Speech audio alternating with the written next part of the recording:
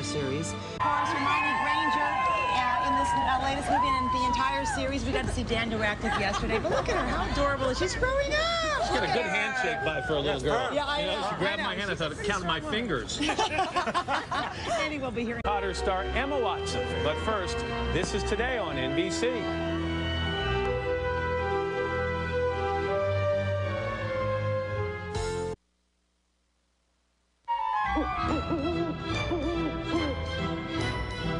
Harry Potter and the Order of the Phoenix began to cast its spell on theatergoers on Wednesday. Well, now the heroine of the famous Hogwarts trio, Hermione Granger, is back and ready to pick up her wand, defending herself and her friends against the dark arts. First, we need to find a place of practice where Umbridge won't find out. The Shrieking Shack. It's too small. Forbidden Forest. Not bloody likely. Harry, what happens if Umbridge does find out? Who cares? I mean, it's sort of exciting, isn't it? Breaking the rules. Who are you and what have you done with Hermione Granger? And here she is, Miss Emma Watson, a.k.a. Hermione Granger. I love that line because actually first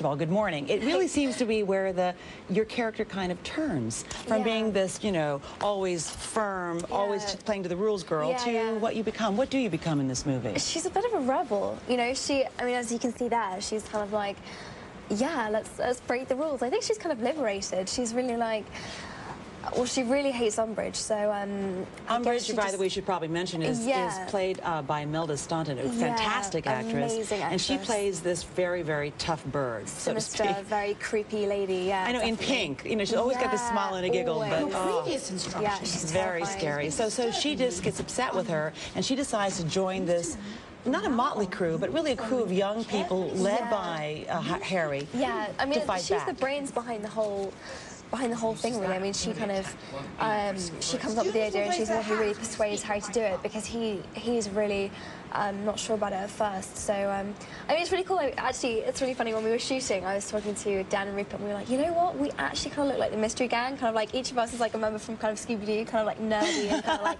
a bit geeky, a little bit rough around the edges, but we're quite a cool gang. And to be honest with you, I don't know. I think that maybe geeky was how I might have described the characters at the beginning, but actually in this movie, you do become, very cool. I mean, the hood on Daniel's character, and you had cool clothes. Very, very. In fact, you were saying, this is an interesting quote, you told Magazine that there are too many stupid girls in the media.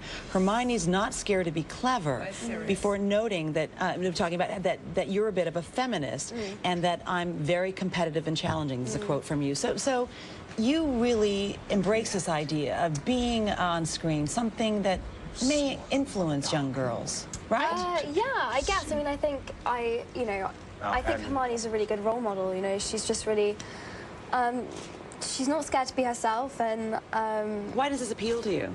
There are a lot of stupid girls in the media. Images, I mean, in terms of characters, right? Yeah, I guess there just aren't that many. There aren't that many kind of female heroines in movies who aren't just kind of pretty and kind of, I don't know, it's just, I think it's quite a rare thing that she's kind of the whole brains behind the operation, and she's always part of the action, and she's the one bossing the guys around. And you like that? Yeah. There's something about that appeals to you. Yeah, definitely. And you get to do that for 2 more movies now. I know. Are you love it? I mean, aren't you just sort of exhausted about all this, or are you feeling no? I love it. I really love it. I couldn't ask for a better character to play. She's, you know, as I said before, she's always part of the action. She's kind of humorous in her own way.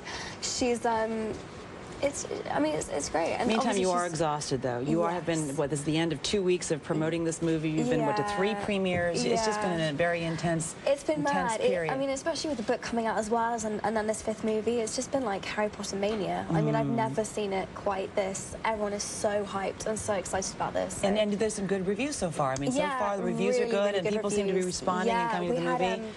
The midnight showing was last night, and we did amazingly, so I'm hoping we're gonna do really well. Well, congratulations to you. You're lovely. And I've met Rupert. He's fantastic. And Daniel as well. It's a pleasure to watch you on screen. And there'll be some tough characters. I know you'll make them happen. I hope so. Watson, thanks for stopping by. And coming up tomorrow, the aforementioned Rupert Grint. He's, of course, the redheaded wizard, Ron Weasley. He's going to be here in our plaza tomorrow. And later in the month, Meredith's exclusive interview with J.K. Rowling Rowling, the author of the entire series. But up next, we'll be taking a turn to baby boomer fashion. That's after this. It's Today on NBC.